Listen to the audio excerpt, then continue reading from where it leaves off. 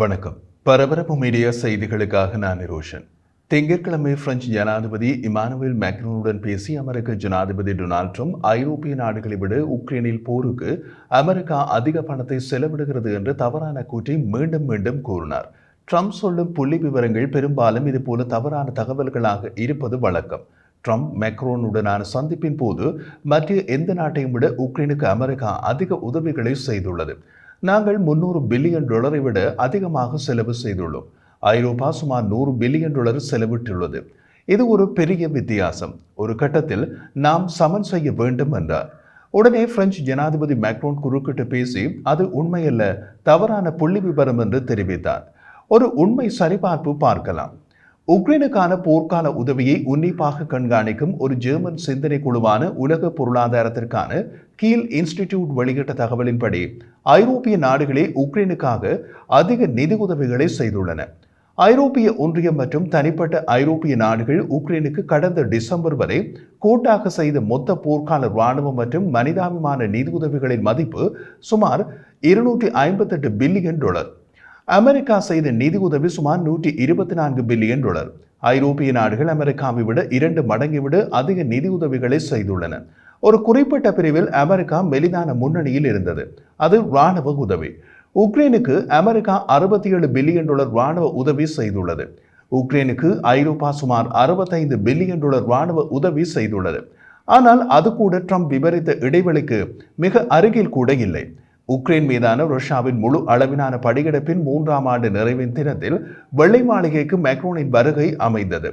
3 வருட போரில் உக்ரைன் இழந்த நிலத்தை திரும்ப பெற முடியுமா என்று கேட்ட செய்தியாளர்களுக்கு பதில் கூறிய ட்ரம்ப், ரஷ்யாவால் ஆக்கிரமிக்கப்பட்ட சில நிலங்களை உக்ரைன் மீட்டெடுக்கலாம், ஆனால் அதை செய்வது எளிதான காரியம் அல்ல என்றார். ரஷ்யா தனது முழு அளவிலான படையெடுப்பை தொடங்கிய 3 ஆண்டுகளில் உக்ரைன் அதன் நிலத்தில் சுமார் 11% கட்டுப்பாட்டை இழந்துவிட்டது என்று அமெரிக்காவை தளமாக கொண்ட மோதல் கண்காணிப்பு அமைப்பான ISW வழங்கும் தரவுகளில் குறிப்பிடப்பட்டுள்ளது.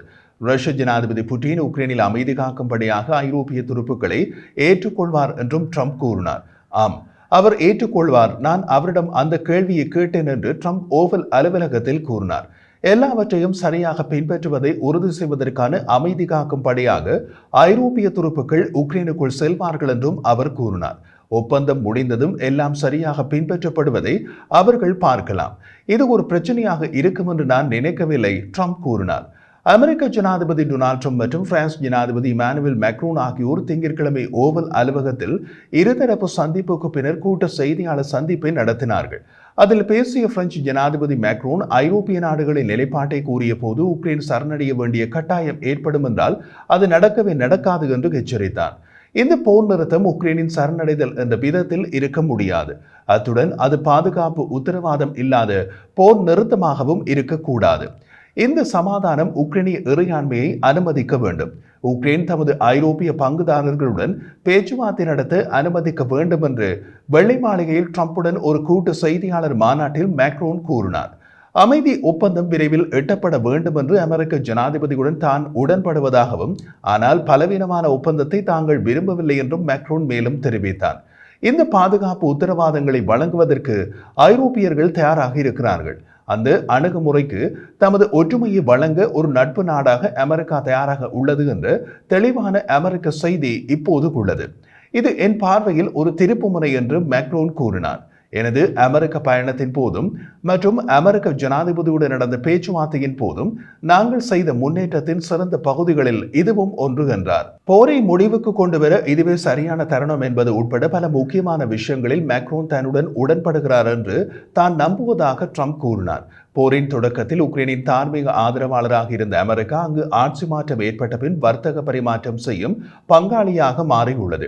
உக்ரைனின் அரிய கனிமங்களை அமெரிக்கா பெற ஒரு ஒப்பந்தம் நிறைவேற நெருக்கமாகிவிட்டது என்றவுடன் ட்ரம்ப் பேச்சும் மாறத் தொடங்கிவிட்டது. உக்ரைன் தான் போரை தொடங்கியது என்று தவறான தகவலை திரும்ப திரும்ப கூறிய ட்ரம்ப் இப்போது ரஷ்யா தான் போரை தொடங்கியது என்று எல்லோருக்கும் தெரிந்த விஷயத்தை தாமும் ஒப்புக்கொண்டுள்ளார். ட்ரம்ப் தனது விசுவாசமான செய்தி நிறுவனமான ஃபாக்ஸ் தொலைக்காட்சியிடம் போருக்கு மாஸ்கோ தான் காரணம் என்று ஒப்புக்கொண்டார்.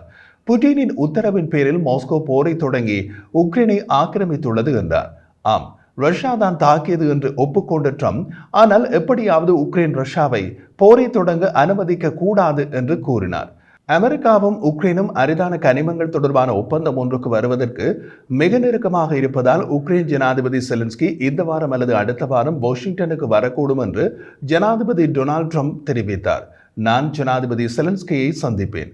அவர் மேலும் தெரிவித்த போது, நான் அவரை சந்திக்க விரும்புகின்றேன். நாங்கள் ஓவல் அலுவலகத்தில் சந்திப்போம். ஒப்பந்தங்களில் இப்போது இரு நாடுகளின் அதிகாரிகளும் வேலை செய்கிறார்கள். அவர்கள் இறுதி ஒப்பந்தத்திற்கு மிக அருகில் உள்ளனர்.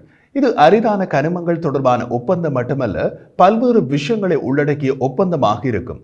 நான் புரிந்து கொண்டபடி அவர் இங்கு வந்து கையெழுத்திட விரும்புகிறார் என்று ட்ரம்ப் கூறினார். ஓவல் அலுவலக கூட்டத்தின் போது அமெரிக்க கருவூல செயலாளர் ஸ்காட் பெசன்ட் அந்த அறையில் இருந்தார். ஒரு ஒப்பந்தம் மிகவும் நெருக்கமாக உள்ளது என்று அவரும் கூறினார். ட்ரம்ப் அந்த கருத்துக்களை பின்னர் மேலும் விரிவுபடுத்தினார். உங்களுக்கு தெரியும், உக்ரைனியர்கள் மிகப்பெரிய அரிய பூமியை கொண்டுள்ளனர். அது மிகப்பெரியது. நிலத்தின் அடிப்படையில் இது உண்மையில் மிகப்பெரியது. உக்ரைன் மிகப்பெரிய நாடு. நாம் பயன்படுத்தக்கூடிய மிகவும் மதிப்புமிக்க பொருட்கள் அவர்களிடம் உள்ளன. மேலும் அவர்கள் பயன்படுத்தக்கூடிய விஷயங்கள் எங்களிடம் உள்ளன. அதை பரிமாற்றிக் கொள்ளும் ஒப்பந்தங்களை நாம் செய்தால் மிகவும் நல்லது. உலக அமைதிக்கும் நிரந்தர அமைதிக்கும் இது மிகவும் நல்ல விஷயமாக இருக்கும் என்று நான் நினைக்கிறேன் என்றார்.